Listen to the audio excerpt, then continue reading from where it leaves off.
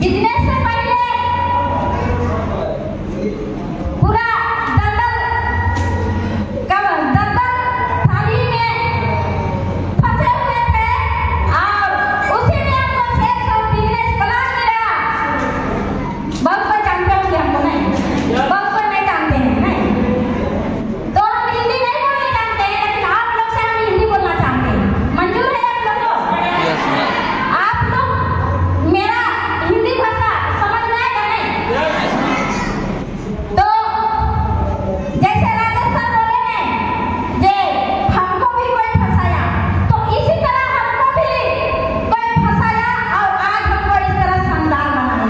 अगर हम नहीं फंसते तो आज कैसा जिंदगी जीते। आप सब कोई जानते हैं बिजनेस से पहले हम भट्टा में काम करते थे ना, भट्टा में काम करने वाली इस तरह दिखती है क्या? नो मैम, नहीं दिखती है ना।